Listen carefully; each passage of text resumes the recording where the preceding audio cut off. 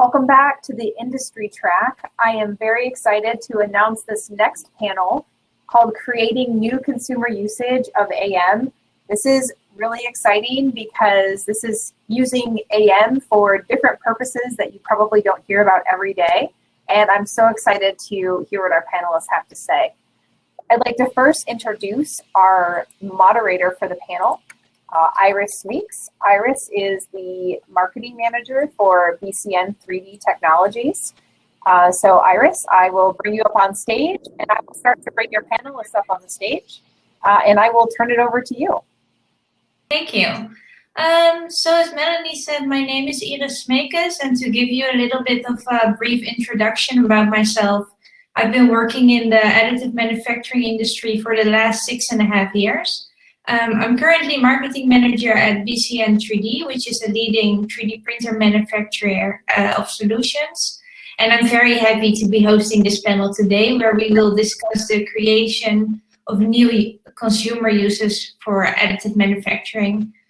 So with me today, I have Danit, Peleg, Isabelle, Deslauriers, Claire Chabaud, Marine Core-Baillais, and I would like to start off with Danit. Danit, can you please introduce yourself?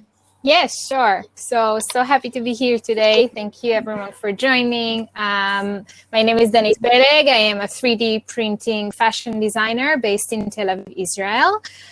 For the last 5 years, I am working to developing and improving the hand of 3D printed fashion, coming straight from FDM technology.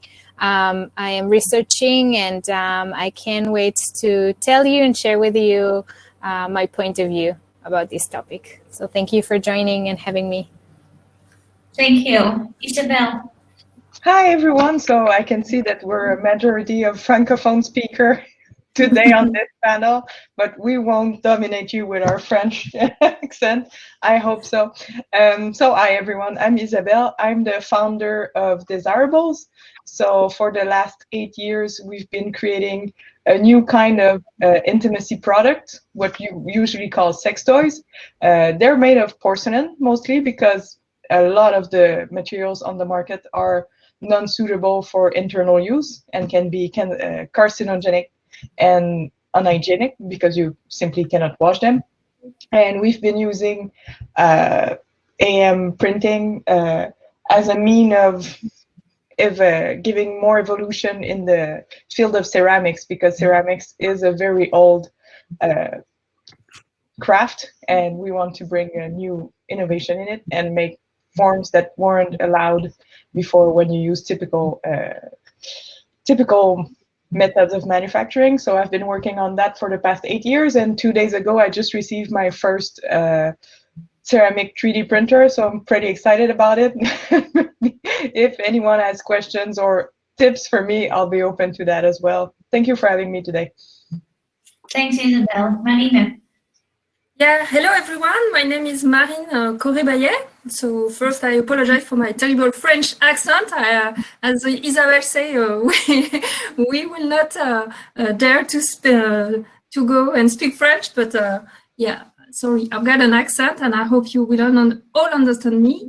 I feel like I'm a dinosaur of additive manufacturing. I've been working in the industry since 2011.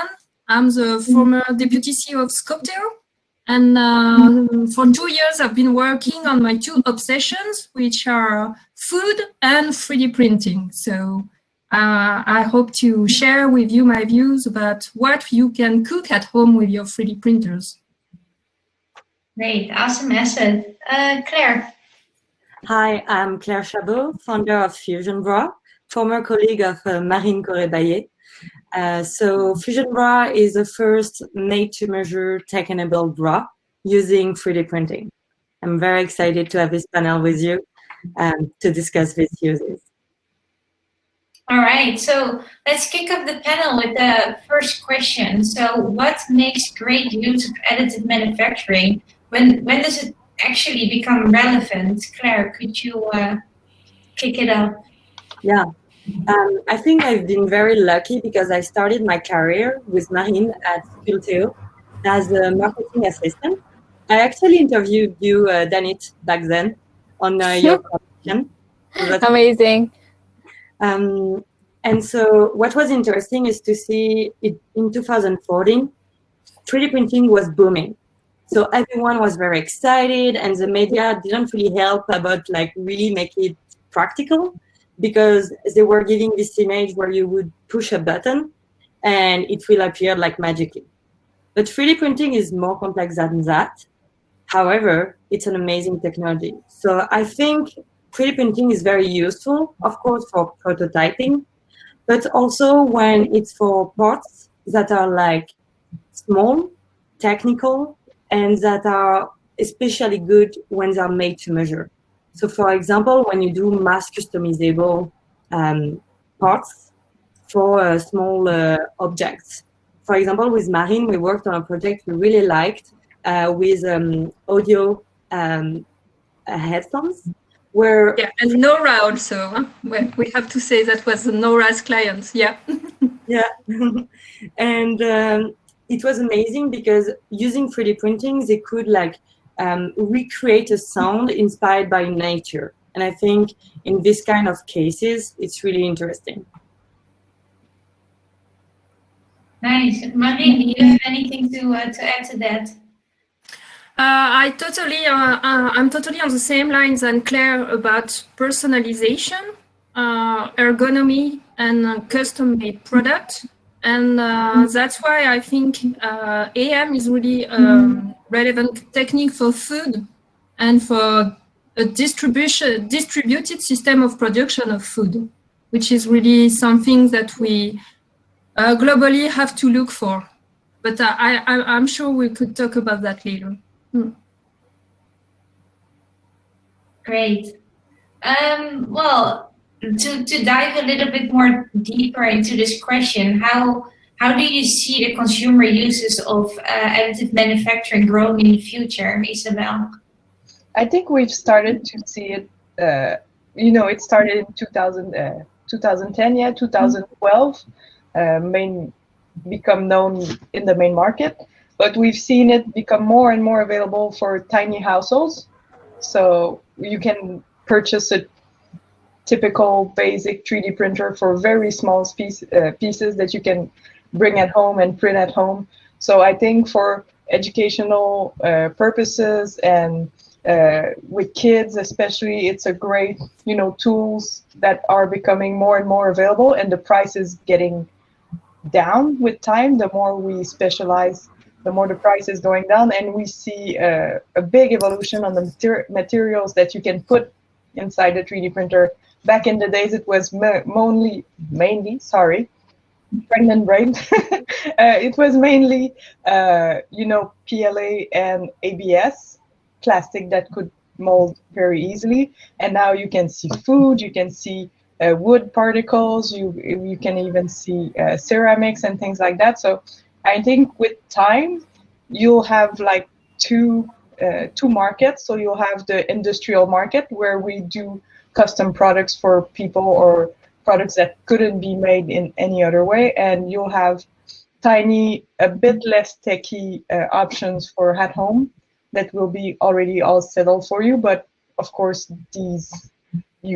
the possibilities with the tiny ones for the home will be very confined. And I think the best way to use additive manufacturing in the future would be to have fab labs available around, your neighborhood, because we don't want people buying 3D printers. Everyone has one at home that would create so much, garbage in the end, and you need so much time to fine tune it. So for me, really, I would see it as fab labs. In Quebec City, in Canada, we have tiny 3D printers in our libraries as a way to bring more people into libraries and make people more interested in information science. And this way we can have sort of crowd managed manufacturing process. Yeah, and Danit, how would you see that from the fashion industry? Do you see fab labs being an option there? So will become a commonplace, the way we consume fashion and the way will change quite a bit. I would love to show you, but I don't know if I'm possible to share with you my screen right now. But I can tell you about it. So I like to compare it to how we shop for music. A few years ago, we used to go to the shop and buy a physical record or CD, and now we can just download digital music directly to our phone wherever we. And the same thing, I believe, will happen with fashion. Today, fashion is a very physical thing, and I think in the future it will become more and more digital.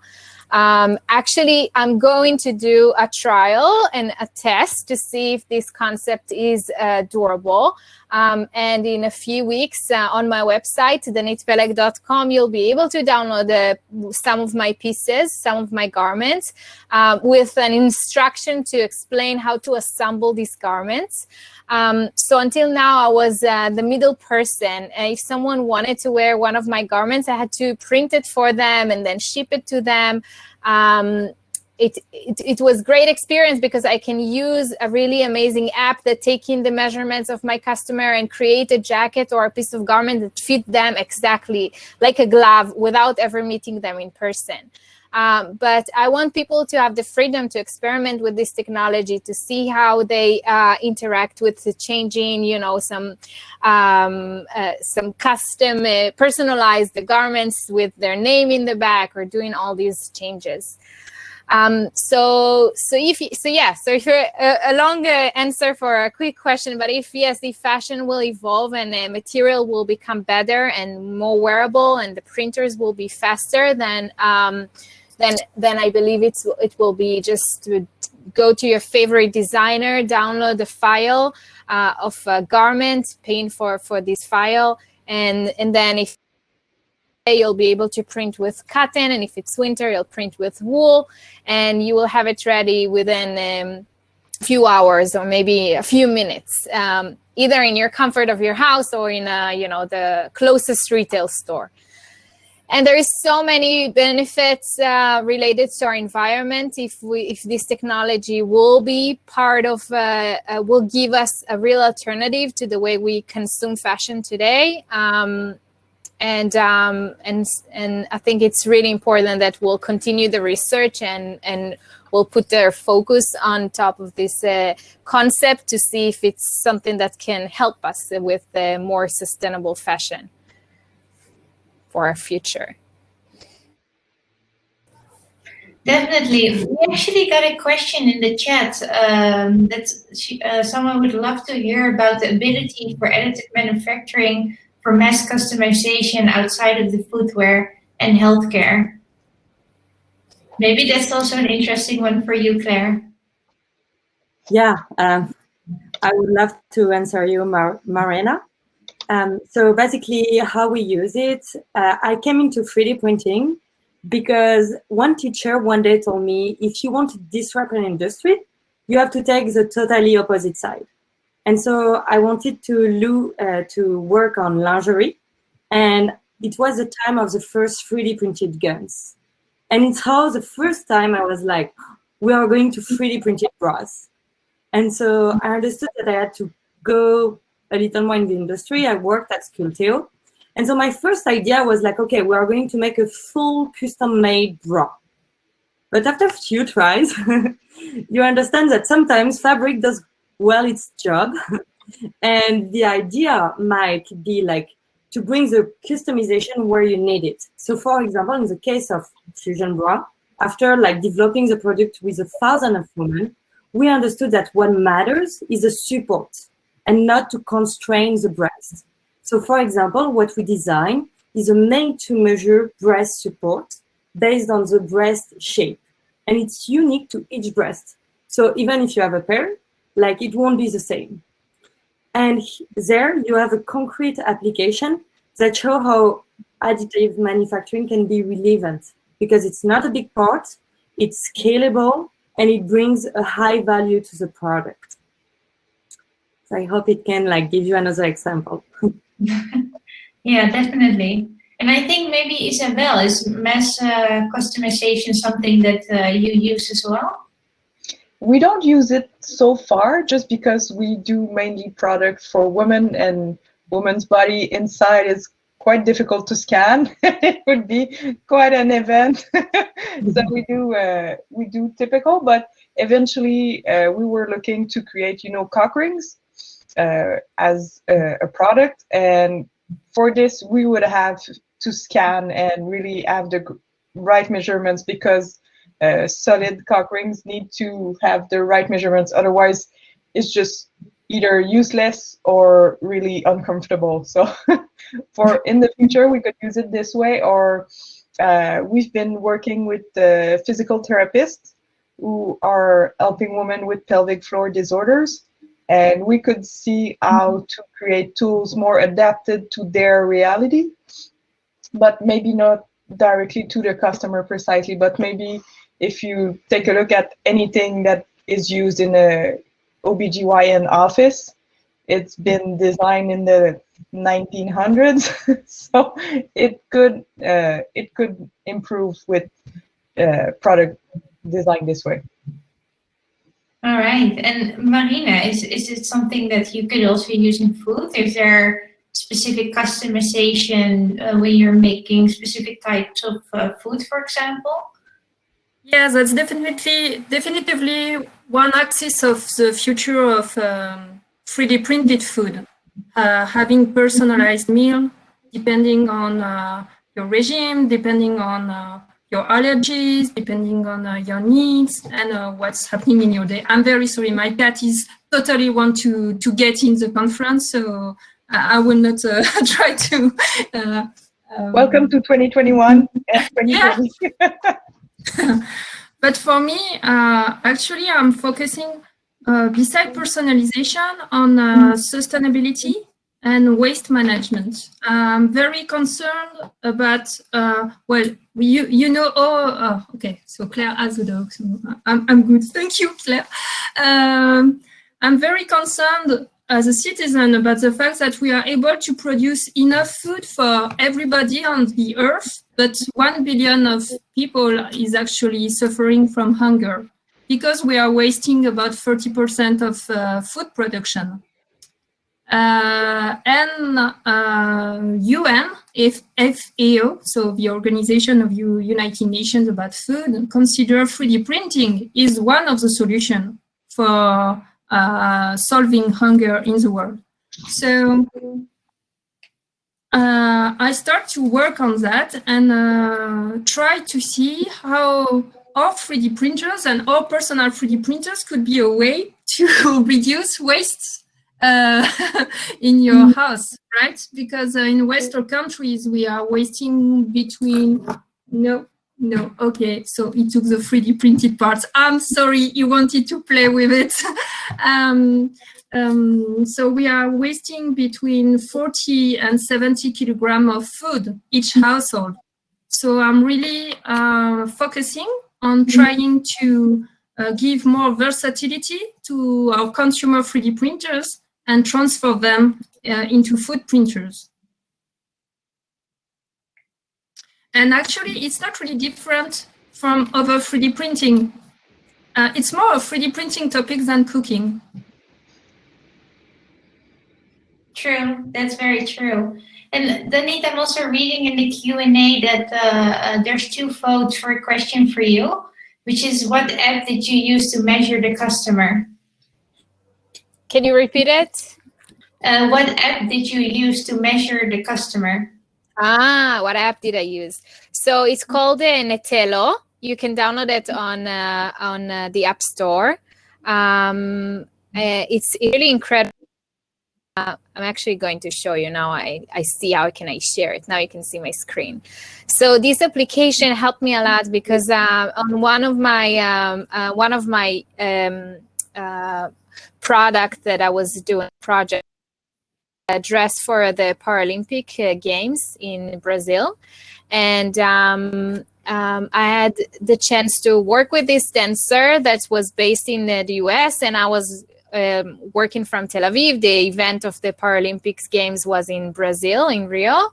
And we all had to communicate how this dress will fit this dancer, and will be there, working, fitting her for the final rehearsal in Brazil. So I was using this app. She was taking 2 photos of herself, super easy to work with, very, very accurate.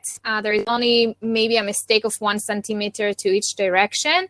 And you can just use it as an amazing tool. After she was taking the photo of her body, and I was able to put all this information into the Blender, the CAD software for the printed dress, and just make this dress to fit her exactly. And then when I arrived to Brazil, I could just go to the beach after this rehearsal because the dress fits her very well, and we didn't need to do anything else besides rehearsing. If I can just make a comment, this was one of my favorite moments of 3D printing this year, because it was such a moment of power, inclusivity, and modernity. I really, really loved. Thank you, Claire. That was really Thank beautiful. you so much. Yeah, so when I was there, it was we can basically say that it was first time that a 3D printed dress was in such like mainstream stage, such as the Paralympics, such as the Olympics opening ceremony. So the next day, everyone was it was actually on front page in like the Brazilian newspaper, but no one understand that this is a 3D printed dress, which I find very exciting, because they thought it's a real fabric. They were just talking about she was wearing a beautiful dress, she was doing a samba dance with this robot, but this dress was made by a robot as well. And exactly like this machine that she was dancing with, and it was all about the relationship between human and technology. And it was very exciting to see that people still don't understand, like, okay, this is a 3D printed dress, okay. So yeah, so that's the story about the app. Super cool, definitely. And also related to the app, do you think that additive manufacturing also changes the way things are being made? Yes. So absolutely, this process that I'm working with is combining. I'm starting with a sketch, and then I put it in making the draft of the garment, like the pattern of the garment, and then move it to the printing software. I'm using Blender, by the way. And so when I get to the point when I'm working with Blender, maybe I can show you something. It's really helping me to change. It's becoming part of the design process. Like now, once you see it is digital, do all this changing in front of you, and like here is an example. And so definitely the printers and also the CAD software is becoming part of the the part of the design process. In a way, here it's before and after. And using this technology, that's what's exciting about it, and what I'm aiming to achieve at the end is like to create this circular fashion, like to give us the option to download the digital file. That means that we don't need so much inventory. We don't need to ship these garments from one side of the world to another, and then recycle them right after you print them, turning back to the original material, and then use this again and again and again. So that's another aspect that this technology.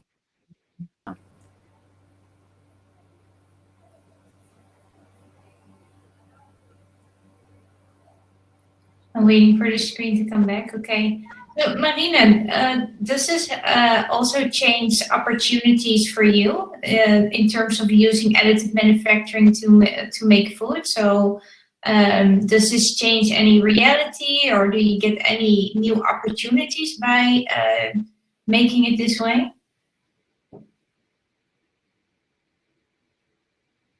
You're muted, sorry. I'm doing every mistake today. Really, my apologies.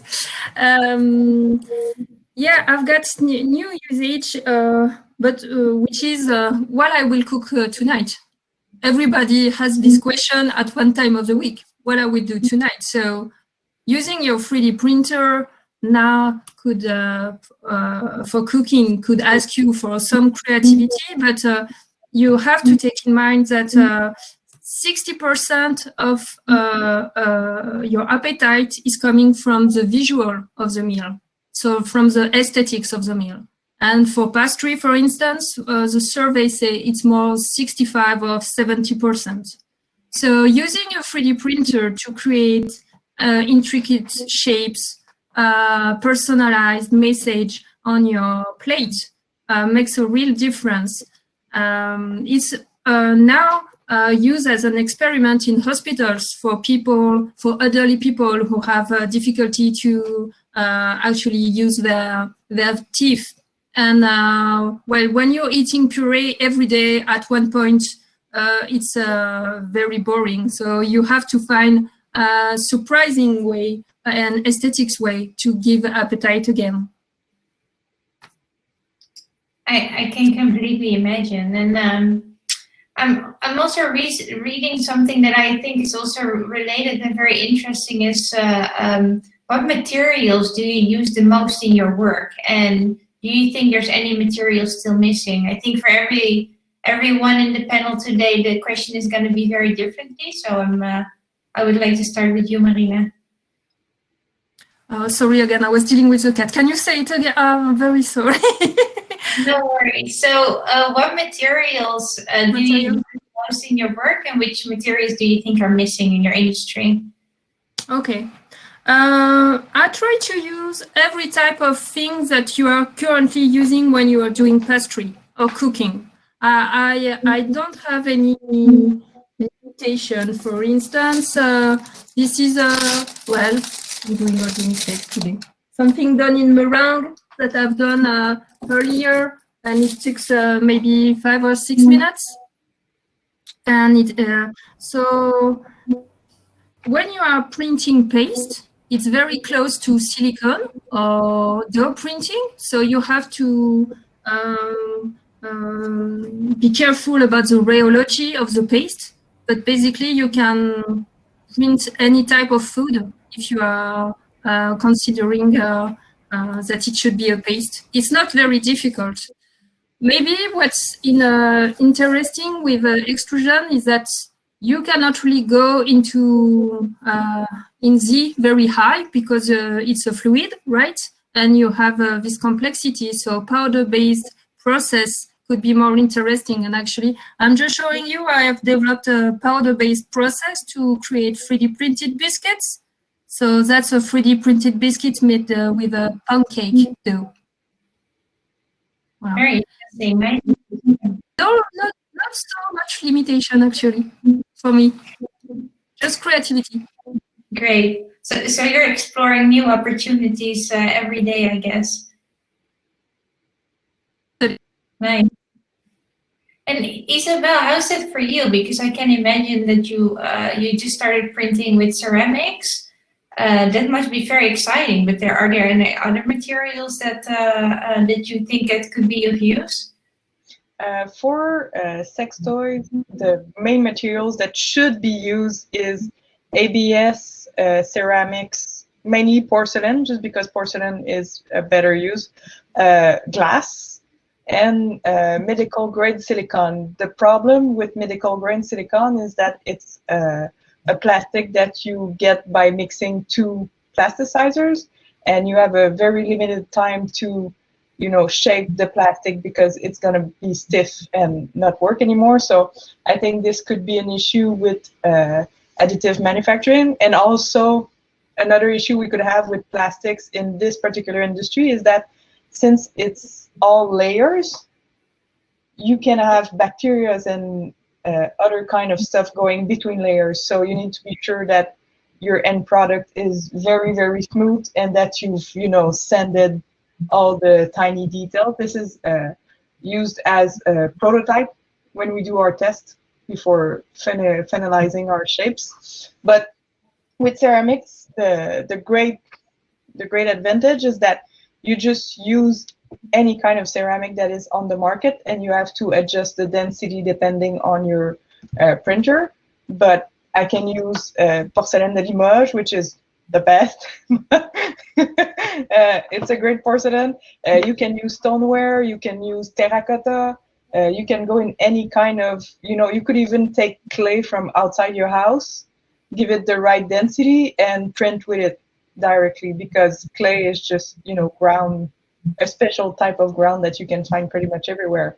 So I think this is great because we don't have to rely on, third parties to give us special products, especially for 3D printing. We can just purchase wherever we want, where potters would purchase their products. And I think it's getting, it's getting very interesting. But 3D ceramic printing is fairly new in terms that it was so expensive in the past, 10 years. It just wasn't an option for most of us. Only big corporation for now, but now for startups and things like that, it's not that, sorry, living at home, it's not that expensive. All right, and is there anything specific related to the skin contact, because you could catch certain bacteria? Is there any materials that have it more or less, or different techniques maybe? I would go with ABS. Just because it's a safer plastic, it doesn't melt, and we know it's very stable, because one of the things we don't want is plastic that are not stable, that plastic particles will go in contact with the skin and eventually go into your bloodstream. That's what we really don't want. So ABS is a great choice. Other than that, PLA, I'm not so sure, just because it's corn-based. I would need to do more research on that, but it really depends on your usage. If you're doing anything food related, you need to be extra careful, as much as in the sex industry. I imagine for clothes too, just because depending, Danit, you can back me up on this, but depending on even the pigments in what you're using, if it's not stable enough, you could have rash or allergies. And you need to really think about the end user and how it's going to be used, and how it's going to be washed, worn. Is it going to be in the sun? Are you going to, have it wet on you? And the materials needs to be really stable, because we want to make sure that, yes, we create great design, but we create great design that don't affect the health of our end user, definitely. And related to your needs, how do you see that? Yeah, so definitely I agree with Isabelle. There is so these 3D printing materials are evolving, and the majority of them are made from recycled plastics. We're more conscious about what's exactly this combination that these materials are made of. We want to know like what happens when you smell it, like when you print it around you and all of these. And today, these materials are becoming better, and you can already print with wood, with metal, with glass, as Isabelle was just mentioning. But you can really print materials that behave like real fabrics we know today. And I think this is like the main challenge that we're facing right now, the biggest challenge in terms of 3D printed fashion. I can share with you a glimpse of one of the R&D project I'm working on with Moon Creative Lab.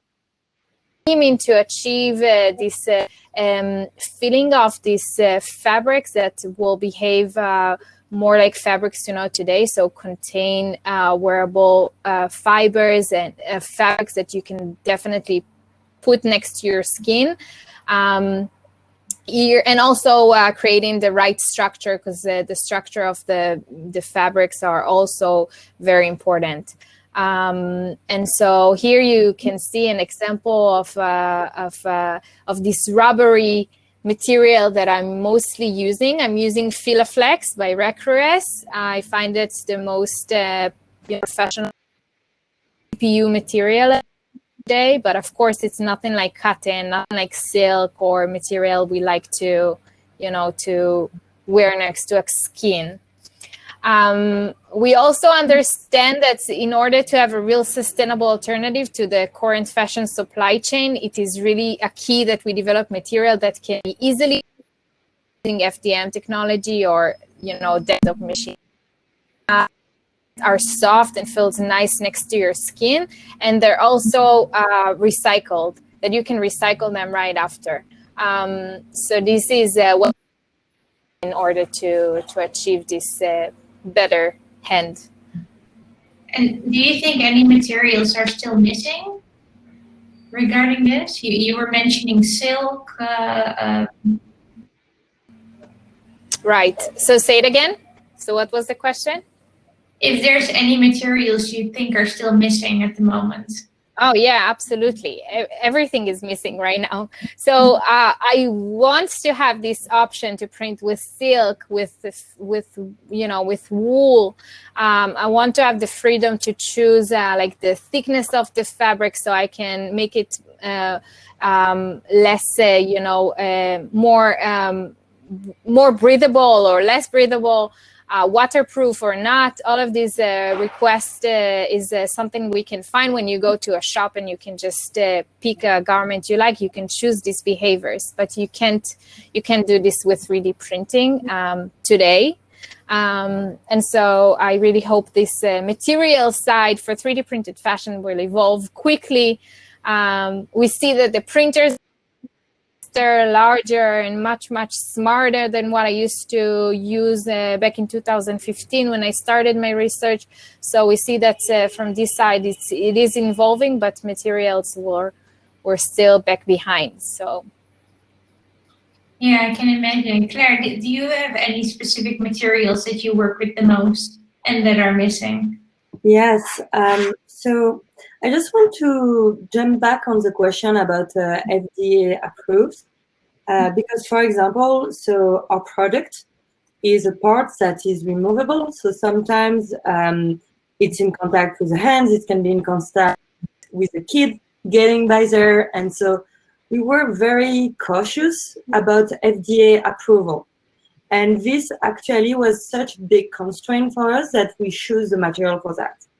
And it was the beginning of HP printer as a fusion. We didn't pick it for the name though.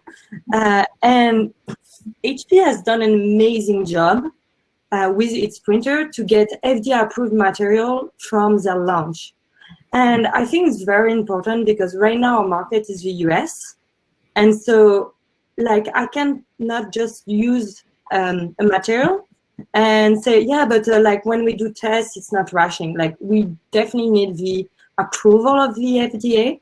And I think it's for consumer uses, the main challenge upcoming, because we know that we have a lot. I remember when I was at Sculpteo, we were designing a collection of clothes. And so we were like asking like the producer of the material if this could go on a skin. And they were like, yeah, we design costume with it. And we're like, yeah, but like what happened when you sweat in it? Like what happened like when there is a daily use of it? Is it because if you happen to have a consumer with rashes, you're in a bad trouble. So for me, it's not much that I want like other material. I would really like that the materials already on the market get approval so you can diversify consumer use. I think the next big challenge in terms of material. Great. And do you think we will ever get to the point where people will 3D print their own goods at home, Danit? Well, I think it will from more universities, more fashion designers joining in and experimenting with this technology, and we're already seeing like the biggest fashion schools. We see they have a small lab with 3D printers, which really showing us that we might get there. Then I think we will see it more and more in offices or in like FedEx stores, something that you can find like local nearby. And then once we will see that we can use these printers in order to print food from our house and to print replacement parts for our washing machine and to print our clothing, having more and more uses to them and more friendly production process, then I think, yes, people will buy 3D printers, and they will be cheap as you can buy a microwave right now, and accessible as you can get it. So yeah, so I think in 10 years from now, once, when this technology will continue to improve, we will see it more and more. Yeah, I agree. I'm one of the lucky ones that has a printer at home, and if there's something breaks, I'm always able to find solutions with printing something, and I think it's a very good usage indeed. And then, yeah, mine is sitting in the living room, so really whenever needed. And also my 2 years old, I see him, is so curious about it, and we see like kids it's more easier for them to adapt to this concept. So I think yeah, will continue to grow. Yeah, definitely. And Marina, I'm wondering if you see people printing maybe some of your with their own printers. Is that something you see in the future?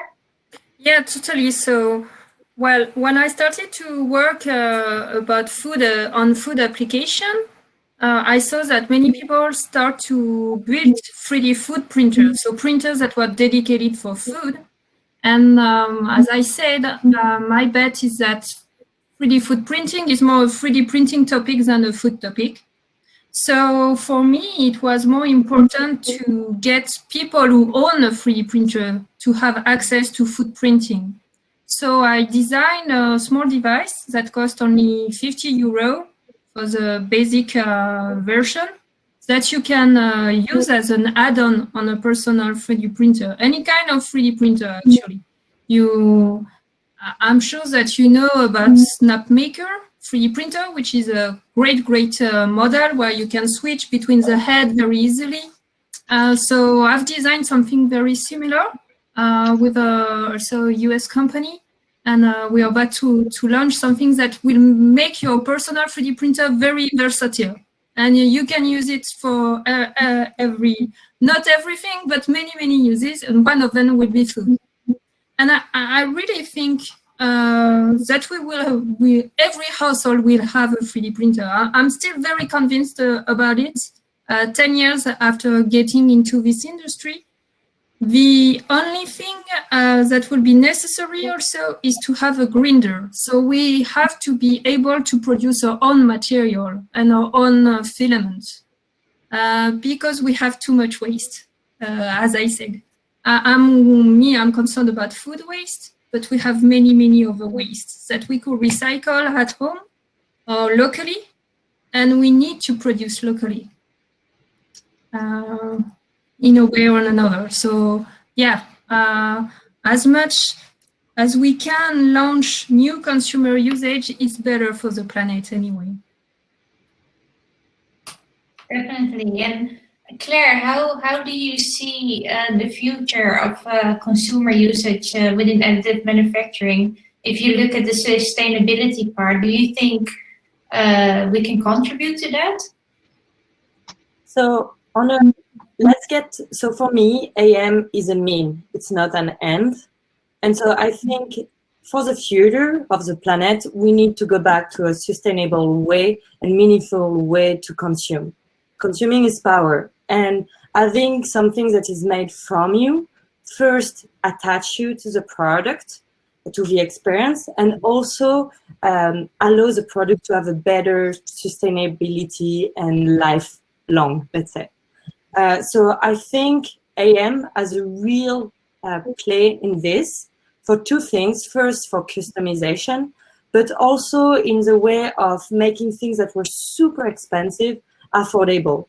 You have like a very successful company right now in healthcare that is making like teeth, 3D prints like teeth to get like the mold. And it makes something that is super expensive affordable for everyone. And I think it's where 3D printing will have a massive impact in the future. Yeah, it's actually funny that you say that, because right now I'm wearing 3D printed braces, so it's one of the examples. Definitely. Let me check if there's some questions in the Q&A. So there's 3 votes to ask you, Isabelle, what ceramic additive manufacturing technology you're using. So I just started using it 2 days ago, so please be kind with me. But from the research I did, I've chosen Microbot from 3D Potter, which is a US-based company. And it's the only one for now that enables me to use soft clay, but not liquid clay. Because liquid clay, you need to have an air compressor that will push the clay, so it's a very big thing. Instead, now it really feels like you're printing PLA. It's just you have to fill your clay tube. And sooner, Marine was telling that you need to print, very low levels, but since in this type of practice, you can print quick and high levels of ceramics because it's a stiffer material and you can use whatever clay you want. There's also a great one made in the Europe. Give me a second, I'll just find the right name. Thank you for 2 screens. It's 3D Wasp from the Wasp clay. It sounded like an amazing 3D printer for ceramics.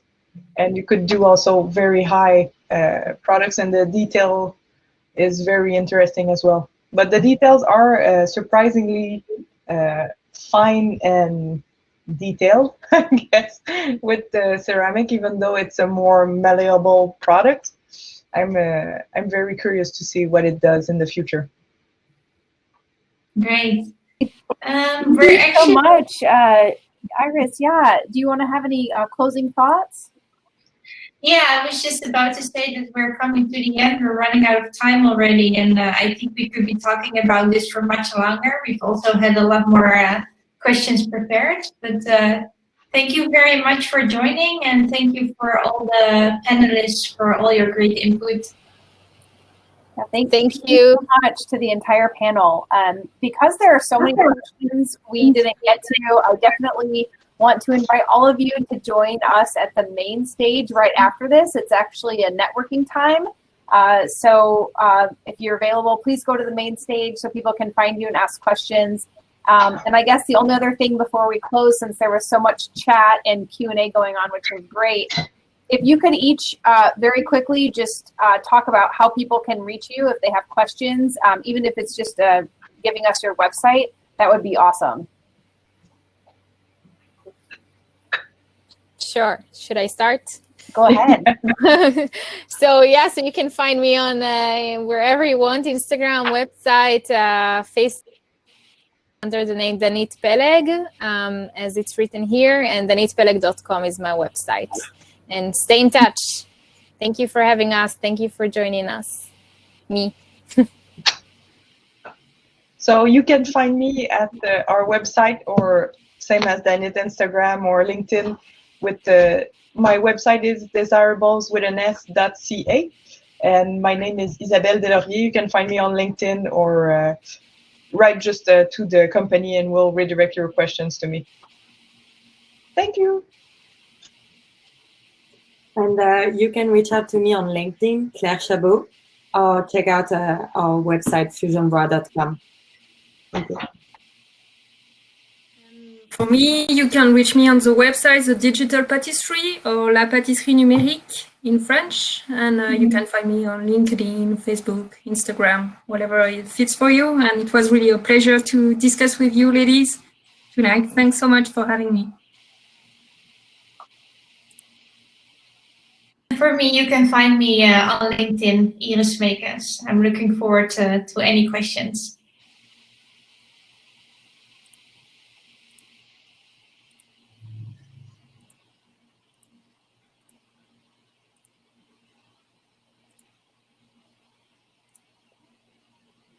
Thanks again for joining us in the industry track.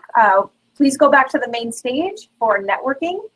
We will turn off the presentation and we will start back up this afternoon. Thanks so much.